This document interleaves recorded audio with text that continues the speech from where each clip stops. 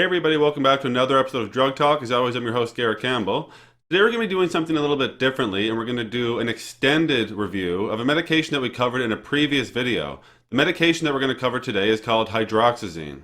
In Canada, you may see Hydroxyzine branded under the name Atarax, and in America, you may see it branded under the name Vistaril.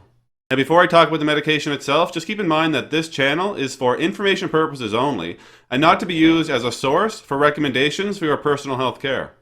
So hydroxyzine suppresses the activity in certain regions of the subcortical area of the central nervous system. However, having said this, it's not considered to be a cortical depressant. It also demonstrates primary skeletal muscle relaxation, bronchodilator activity, antihistamine, analgesic, and antiemetic effects. In terms of indications for use, oral hydroxyzine can be used in the treatment of anxiety, and it can also be used as a sedative when given as a pre-medication following general anesthesia. And finally, it can also be used to manage histamine-related pruritus or itchiness.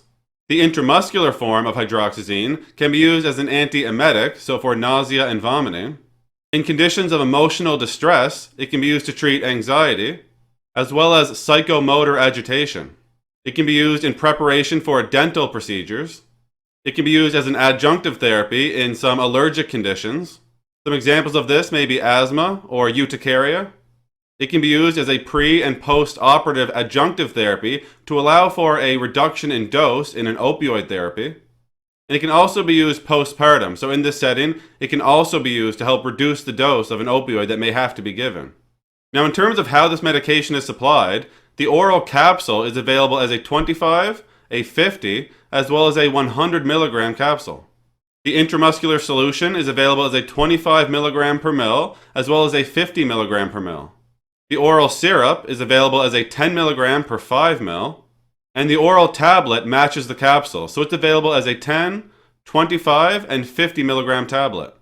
Now, before somebody is to use hydroxyzine, there are some contraindications that they must clear. The first would be a hypersensitivity to hydroxyzine or any other component of the product. For the injectable formulation, it's only to be used intramuscularly, so it would be contraindicated to be used subcutaneously or intravenously. This medication would be contraindicated in early stages of pregnancy, and it would also be contraindicated in patients who have a prolonged QT interval. Now, there are some more contraindications. The following contraindications are not listed in the US. So it may be contraindicated in patients who have a history of cardiac arrhythmias. Patients with a significant electrolyte imbalance would not be able to use hydroxyzine. An example of this would be hypokalemia or low potassium. Patients with significant bradycardia or a significantly low heart rate would not be able to use hydroxyzine. And finally, for contraindications, it would not be able to be used in patients who have a family history of sudden cardiac death. Now, aside from contraindications, there's also some precautions and warnings that patients should be made aware of before using hydroxyzine. First off, this medication is on the Beers criteria, which is the list of medication that the elderly population should either avoid or try to use cautiously.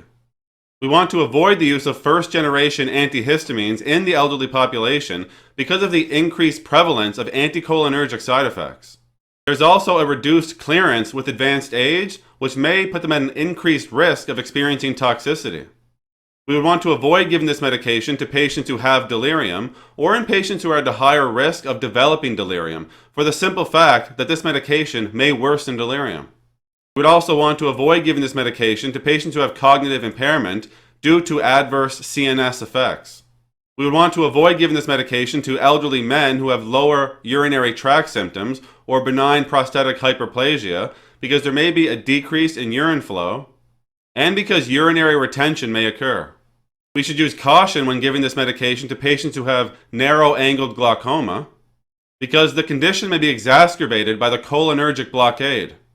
We would want to use this medication cautiously in patients who have asthma or in patients who have chronic obstructive pulmonary disease or COPD. If elderly patients choose to use this medication because the benefits outweigh the risks due to the increase in sedation that may happen, they should start the medication on a lower dose than other patients. This medication may cause CNS depression, which may impair mental or physical abilities to perform hazardous tasks. So patients should be cautioned not to operate heavy machinery or operate an automobile when they take their first couple of doses until they're sure how the medication makes them feel. You should use hydroxyzine cautiously in patients who have risk factors for developing QT prolongation. Examples of this may be pre-existing cardiac disease or electrolyte imbalances. Neonatal withdrawal symptoms, including seizures, have been reported with prolonged use of hydroxyzine during pregnancy, or in pregnant individuals who have used large doses near term. Now, once somebody is cleared of all the contraindications and made aware of the precautions and warnings, and they start to use hydroxyzine, the dosing that they will receive depends on the reason why they're taking the medication. If somebody is using hydroxyzine to treat anxiety, they may use 50 milligrams or 100 milligrams 4 times daily. If somebody is younger than 6 years of age and they use hydroxyzine, they would use 50 milligrams per day in divided doses. If somebody is using hydroxyzine for sedation as a pre-medication following general anesthesia, they may use 50 or 100 milligrams taken orally. Pediatric patients would use 0.6 milligrams per kilogram orally. If somebody is using this medication as an antiemetic agent, they may use the intramuscular version and use a dose between 25 or 100 milligrams. Now we're going to briefly talk about some pharmacokinetics associated with hydroxyzine after somebody takes a dose. The first thing I'm going to touch on is onset of action. Now, if somebody uses the intramuscular injection, the onset of action will be rapid. If somebody uses the oral formulation, it may take 15 to 30 minutes before they notice an effect. In terms of metabolism, this medication is metabolized in the liver to multiple metabolites. One of these would be cetirizine. Now, the time to peak concentration after the medication is taken would be approximately 2 hours in the serum. The last thing we're going to talk about in terms of pharmacokinetics will be the half-life of the medication. This is a measurement of how long it takes for the concentration to decrease by half. In adults, the half-life is approximately 20 hours. In the elderly population, this may increase to 29 hours. If somebody has liver dysfunction, the half-life would increase again to 37 hours. Now, after somebody starts using the medication, there are some things that they should monitor. They may monitor for a reduction in anxiety symptoms. They may monitor to see if they have better control of symptoms of nausea and vomiting. Or they may monitor for an improvement in symptoms of allergic pruritus. Patients should always report back to a healthcare professional if they have any signs of arrhythmias or QT prolongation. It's also important to advise patients not to use alcohol or other CNS depressants with hydroxyzine. Now, as with all medications, there are some side effects or adverse reactions that patients may experience while using hydroxyzine, so I'll go over some of those here now. Some patients may experience xerostoma. Some patients may experience somnolence or transient drowsiness. Less than 1% of the population may notice hallucinations. They may experience a hypersensitivity reaction, involuntary movements, or a seizure. Seizures would typically only happen if high doses were given, and again, this still does happen below 1% of the time. Patients may also experience urticaria.